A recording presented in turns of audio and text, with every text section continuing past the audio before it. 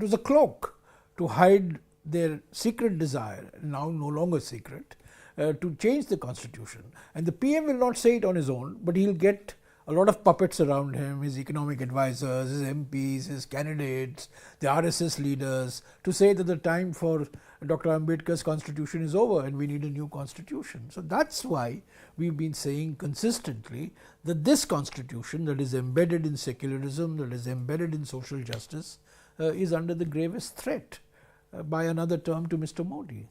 But why has caste census become so central to the Congress campaign? Well, you know, the caste census, incidentally, I was the rural development minister in 2011, and we carried out the socio-economic caste census. The last time a caste census was done in India was in 1931. Subsequently, many things have happened. Our constitution came. The basis of reservations, social justice is reservations, and the basis of reservations in our constitution is a census, is population. Population is the basis for providing representation through quotas and reservation. First it was scheduled castes and scheduled tribes, which was in the original constitution, and then after 1994, after the Supreme Court upheld the reservations for the OBCs under Article 350, reservations for the OBCs as well. Now all this has to be based on population. So we don't have a population count of OBCs. We have every 10 years we do a population count of scheduled castes and scheduled tribes, although the last census that was due in 2021 has still not been done. There's been a 3-year delay, and that further leads to the suspicion that the Prime Minister wants to tinker with this constitution and the reservations. So in 2011 there was a debate in Parliament, and all political parties decided that we must have a socio-economic caste census, which not only enumerates the castes by population, but also looks at their socio-economic conditions. So we carried out, I was the minister concerned, we carried out a survey of 25 crore households in the country of socio-economic conditions and the caste. Now the caste data has not been published, but the socio-economic deprivation list has been used by the Modi government for the last 10 years for its social welfare, rural development, social security, and various other poverty alleviation programs.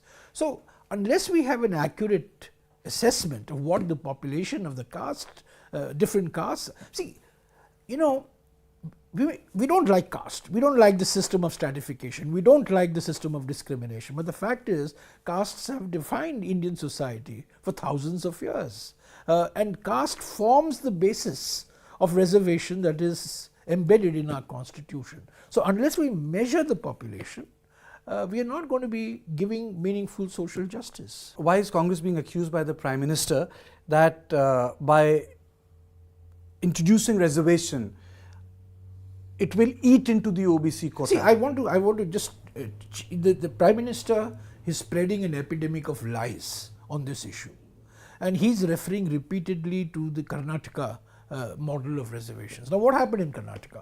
Over a 20-year period, there were successive backward class commissions that advocated reservations for minorities, not just Muslims, Christians, Buddhists, Jains, everybody, on the basis of social and economic backwardness, not on the basis of religion. So finally in 1994, when Mr. Veerappa Moily was the chief minister, reservations were introduced for Muslims, for Christians, for Buddhists, for Jains, for scheduled caste converts into Christianity, on the grounds of economic and social backwardness. A survey was carried out, and based on that, a reservation of 4% was provided to Muslims, for example.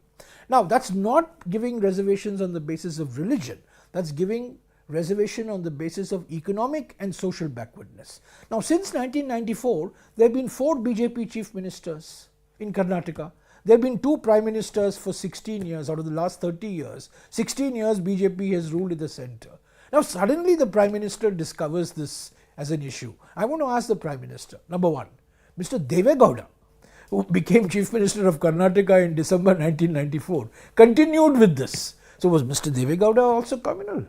Was he playing communal politics? Now today, just this morning, we are speaking to each other on the 5th of May. This morning, Mr. Chandrababu Naidu, who is an ally of the Prime Minister in Andhra Pradesh, has said he is in favor of reservations for minorities on the basis of economic and social backwardness. Does the Prime Minister challenge that statement as well? does he say that his allies are wrong? So the real issue is that the Supreme Court, while it upheld the reservations for OBCs, said that the reservations for scheduled castes, scheduled tribes and OBCs should not exceed 50%. 50% upper limit. Now we have promised that we will review this limit and we will increase this limit, because Tamil Nadu is the only state of India where there is 69% reservation for scheduled castes, scheduled tribes and OBCs, and that is protected in the 9th schedule of the Constitution. No other state is the reservation protected in this manner by the Constitution. So we want to increase the 50% limit. I want to ask the Prime Minister, he keeps on talking about धर्म के आधार पर हम आरक्षण दे रहे हैं, जो बिल्कुल 100% गलत है, झूठ है। मैं प्रधानमंत्री जी से पूछना चाहता हूं, क्या ये आप 50% की सीमा हटाएंगे कि नहीं? Will you or will you not increase this limit? That's the issue. But sir, even if I say that you want to increase it, but wouldn't it cause anxiety in the general population? There is 10% reservation for economically weaker sections belonging to the other castes. Already Parliament has passed that law. Parliament already has and many states. Rajasthan in fact was the first state when Mr. Ashok Gehlot was Chief Minister, not this time around but the previous time. They introduced reservations for upper castes on the basis of economically weaker sections of the non-scheduled caste, non-scheduled tribe and OBCs. A lot of academicians have written that, well, the objectives can be novel, but it will definitely lead to reconsolidation of caste identities in the Indian social structure. But caste is a reality, my friend. Caste is a reality. Caste is very much a reality. Now, the Constitution of India abolishes untouchability. But the Constitution of India recognizes that caste is a basic reality, and that's why we have a concept called scheduled castes. We have a concept called scheduled tribes, and Article 340, we have socially and educationally backward classes, which subsequently became the category of OBC. But do you think that this is really part of the basic Congress DNA? The slogan which was used by Ram Manohar Lohia to create his own the independent political space for opposition vis-a-vis Congress was Sasopa ne bandhi kaat, pichhade paave 100 mein 60. In 1980s, when Kashiram was trying to challenge the Congress, he said, जिसकी जितनी संख्या भारी उसकी उतनी हिस्सेदारी. Today you have spoken about जितनी आबादी उतना A party has to respond to emerging challenges. A party cannot remain frozen in time. A political party like the Congress has to respond to new challenges. What was 1991 economic policy? We were wedded to the public sector in the 50s and 60s, but we recognized in 1991 that the economic challenges were such that it required a wholesale liberalization of the old economic policy regime, and that's why we carried out. This is when Mr. Narasimha Rao and Dr. Manmohan Singh was the finance minister, a major transformation in economic policy. Now, similarly, as the process of economic growth has taken place, has prosperity has spread, people have become more aware, literacy has spread, urbanization has taken place. There's a new sense of empowerment amongst the scheduled castes, scheduled tribes, OBCs, the traditionally disadvantaged groups. You have to listen to their voices as well. And what is their voice? Basically, if you were to ask me to summarize, what is the voice of these traditionally disadvantaged groups? It is, we want parity, we don't want charity. And the Congress party has to be responding to these voices. The parity and equity, but it's not just equity, by the way, it's parity also. It's parity. Parity, not charity. That's what is being asked for. The redistribution became a huge controversy. No, that's a controversy manufactured by the Prime Minister. This is yet another example of the lies that he is spreading, the pandemic of lies that he has created in our country. We defeated the corona pandemic of sorts, although variants of corona keep coming, but this is the most dangerous pandemic we are facing, which is the pandemic of lies. The word redistribution does not figure anywhere in our 80-page manifesto. Okay. Not a single word of redistribution. All that we have said in our speeches, I have said in my speeches, Mr. Jairam has said, and of course most importantly, the Congress President, Mr. Kartikeya has said, Mr. Rahul Gandhi has said, that in the last 10 years, the consequence of the Prime Minister's approach to economic policy is that we have 21 billionaires having as much wealth as 70 crore Indians. आर्थिक विषमताओं के बारे में हमारी बहुत चिंता है, बड़ी गंभीर चिंता है, पर हमने ये नहीं कहा है कि अगर आपके पास 2 भैंस है, हम 1 भैंस ले लेंगे, जबरदस्ती आपसे ले लेंगे, या मंगलसूत्र आपसे जबरदस्ती। पर आपके क्रिटिक्स ये भी कहते हैं कि ये पार्टी रिफॉर्म की थी, विच अनशैकल्ड द लाइसेंस राज, लेकिन जब अब कहते हैं कि party has taken a left turn. नहीं, लेफ्ट बिल्कुल लेफ्ट टर्न नहीं है, ये हकीकत है। आर्थिक तरक्की हुई है पिछले 30 सालों में, पर आर्थिक विषमताएं भी बढ़ी हैं, और खास तौर से पिछले 10 साल में 21 अरबपति हैं जिनके पास इतना धन है जो 70 करोड़ भारतवासियों के पास है।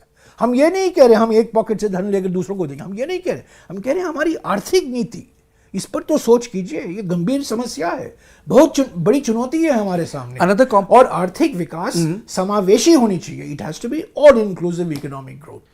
So, sir, in 1952, that was the only election which the Congress fought on the issue of communalism, social harmony. Yeah. And if you go through the speeches of Panditji, it was all about how social amenity needs to be restored in this country. Today, in 2024, you are fighting election on social amenity. No, I need to correct you on this. What was the Bharat Jodo Yatra all about? What was the Bharat Jodo Yatra? What did Mr. Rahul Gandhi mean when he said मैं नफरत की बाजार में मोहब्बत की दुकान खोल रहा हूँ? But will it work in the Lok Sabha? No, it has to, because that is what is under threat. Social harmony is under threat. Social relations are under threat. Communal harmony is under threat. The communal poison that is being injected day in and day out by the Prime Minister. He is playing on the pitch that he wants to prepare and play on, which is the pitch of communal disharmony. Every issue, first he says our manifesto is a Muslim League. Then he says we are, Hindu Muslim, we are giving reservations only to Muslims. Hindus are under threat. He wants to fight this campaign entirely on divisiveness and polarizing agenda. And that's what Mr. Rahul Gandhi said. नफरत की बाजार में मैं मोहब्बत की दुकान खोल रहा हूँ. That is, we need economic growth. We need, to respect the rule of law. At the same time, social harmony is of fundamental importance. Without social harmony, India as a society, our definition of India has been diversity. What is our motto? Unity in diversity. अनेकता में एकता. अनेकताओं से ही एकता. एकता तभी मजबूत होगी जब हम अनेकताओं को सम्मान देंगे, अनेकताओं को स्वीकारेंगे और अनेकताओं का जश्न मनाएंगे. वही तो भारत जोड़ो यात्रा के समय राहुल जी बार बार बोल रहे थे. You know, the same thing he said in 2006 Hyderabad plenary, and he said national flag is my religion, but this articulation did not hold ground after 2014 because the Prime Minister, aided by his friends in the media, spends thousands of crores defaming Mr. Rahul Gandhi, doctoring videos, ascribing statements to him that he has never made, twisting comments that he has made completely out of context. It was a systematic. And why? Because Mr. Rahul Gandhi started speaking up for the tribals of Odisha. Because he started, he said then he started fighting for the land, people who are losing land to forcible land acquisition in Bhatta Parsol. When Mr. Rahul Gandhi started speaking up for tribal issues, on land issues, farmers issues, Mr. Modi and his friends in the media spent thousands of crores defaming him. But what he said in 2006 is his fundamental belief. And it was reflected in the Bharat Jodo Yatra. 4,000 kilometers he has walked from Kanyakumari to Kashmir, 150 days. Tell me which other politician has done. Has the Prime Minister done this? Not only that, he has done a 6,200 kilometer Bharat Jodo Nyaya Yatra from Manipur to Mumbai. Has the Prime Minister gone to Manipur in the last 1 year? Ever since Manipur was started burning on the 3rd of May, Mr. Rahul Gandhi has been there 3 times. And we started our Bharat Jodo Nyaya Yatra from Manipur. The Prime Minister goes to Assam, he goes to Tripura, he can't go to Manipur for half an hour. Your critics say that people understand what Bharatiya Janata Party stands for. There is a commitment to Jumla, Ram Temple. Commitment to Jumla, commitment to Jhoot. They are committed to Ram Temple. They had an issue, they wanted 370 to go away. What does Congress stand for? हम राम के पुजारी हैं, राम के व्यापारी नहीं हैं. The Congress party stands for the Constitution of India. The Congress party stands for protecting the diversity of India. The Congress party stands for faster economic growth, but the fruits of economic growth going to different sections of society in an equitable manner. The Congress party does not stand for privatizing in a manner that only 1 or 2 companies benefit. The Congress party does not stand for the type of concentration of wealth that has taken place in the last 10 years. And certainly the Congress party does not stand for the atmosphere of fear and intimidation that has gripped all sections of Indian society. These are nice goals, but how come so much of internal hemorrhaging has taken place? I mean, say the candidates with tickets have left the party. They were Surat and Indore. We have not won since 1984. These were BJP bastions. Why is the BJP so disturbed? Why is the BJP so nervous? Why is the Prime Minister so shaken that he is forced Congress candidates, not only Congress candidates, even the independent candidates, in a seat, in 2 seats, which the Congress has not won since 1984? Why? What lies behind this extreme degree of intimidation of the voters? This shows the real mindset of the Prime Minister and his advisors. On 19 September 2013, you gave an interview, a year before the elections. And in that interview, I've got 2 questions. You said it's not a referendum on Rahul Gandhi's leadership. And you said it is a fight between Congress and RSS. It is. So how do you frame 2024 elections? Mr. Rahul Gandhi himself has said, हम चुनाव लड़ेंगे, चुनाव में हम हारेंगे, हम जीतेंगे. पर ये हम लंबे समय तक हमें ये विचारधारा की लड़ाई लड़नी है. This is an ideological election. We are 2 ideologies are pitted against each other.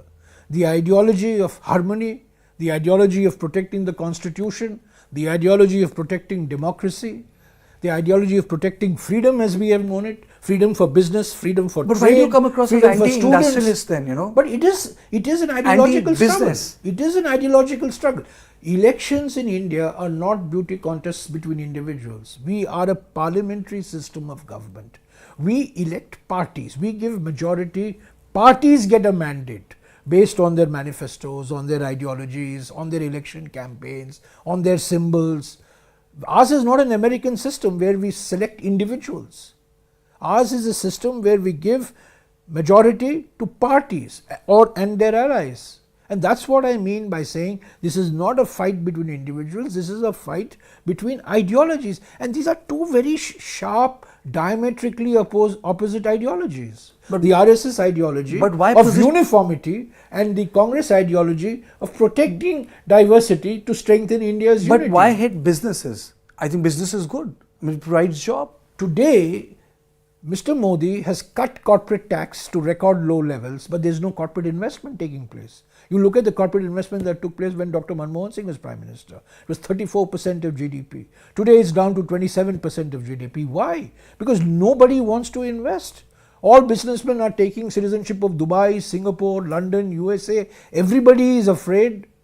They are forced to buy electoral bonds. If you don't toe the line, you get an ED, CBI, income tax investigation. This is the atmosphere of fear and intimidation. Will you do away with PMLA laws? Sorry? If you come back to power? Of course we will. We said it in 2019 in our manifesto. We said it in 2019, we will abolish electoral bonds. We will remove the draconian powers that have been given to the tax authorities. Draconian powers have been given in the last 5 years. Bills have been bulldozed through parliament because they have majority. Now, business and trade must have full freedom to operate. We have promised a GST 2.0. We have promised moderate taxes. We have predictable tax, stable tax. So, in economic policy, we are not going to run the type of fear-oriented, intimidation-anchored economic policy that the Prime Minister has followed. In the same interview you said, Muzaffarnagar is a millstone. In the same interview you said, there will be more such millstones. Looking back at it, now 10 years have passed since that interview, you said the strategy will always be of polarization. And you said when Amit Shah was appointed as Uttar Pradesh in charge, it was a giveaway. So when you were saying this in 2013, why did Congress fail to respond? It was a publicly printed interview of a absolutely. union minister. This is today, 2024. We are saying this repeat. But your party what you're seeing the campaign. What are our institutions doing? What is the Election Commission doing for the type of speeches that the Prime Minister is making, the Home Minister is making, the Chief Minister of UP is making? Why is the EC silent? Every statement that these 3 gentlemen are making violates the Model Code of Conduct, violates the Representation of People's Act, violates various orders of the Supreme Court. Why are institutions of democracy silent? Why isn't the press speaking out? We are, of course. I have been saying consistently, and everybody has been saying, our leadership has been saying, Kharge ji has been saying, Mr. Gandhi has been saying, Rahul Gandhi, Priyanka ji has been saying that this election campaign of this Prime Minister is based on lies and communal propaganda. All he wants to do is polarize Hindu Muslim, Hindu Muslim. आप भी अच्छा नहीं कर पाए. For the first time in so many years, you have not been able to cross 60. The country has not a LOP. 2024 में मैं आपको बोलता हूँ, आपको मुझे शायद आपको याद नहीं होगा, एक 1962 में एक बहुत मशहूर बॉलीवुड का फिल्म रिलीज हुआ था. उसके गाने आज भी लोग गाते हैं, बहुत लोकप्रिय गाने हैं. उस फिल्म का नाम था 20 साल बाद. 2004 में जो हुआ ना, 20 साल बाद 2024 में होगा. 2004 में क्या था? हम लोग छत्तीसगढ़ हारे थे, राजस्थान हारे थे, मध्य प्रदेश हारे थे. India was shining. Bhishma Pitamah Atal Bihari Vajpayee ji was prime minister. Pramod Mahajan was running an aggressive campaign and everybody said Congress तो गई, कांग्रेस तो 100 भी नहीं कर पाएगी, 70 भी नहीं आएंगे उनको. 2004 में मई में किस पार्टी को जनादेश मिला? बताइए ना. Single largest party Congress got it, but let me ask you a question. In 2000, I think at 1 or 2, you were in power in 14 to 15 states. You had a hegemony in Northeast. You were strong in today what is Andhra Pradesh and Telangana. You were strong in Himachal, Uttarakhand, Delhi, Rajasthan. You were in fact winning seats from Gujarat. I don't disagree with you. I don't disagree with you. We have lost a large number of states, and today we have 3 states: Himachal Pradesh, Telangana, and Karnataka.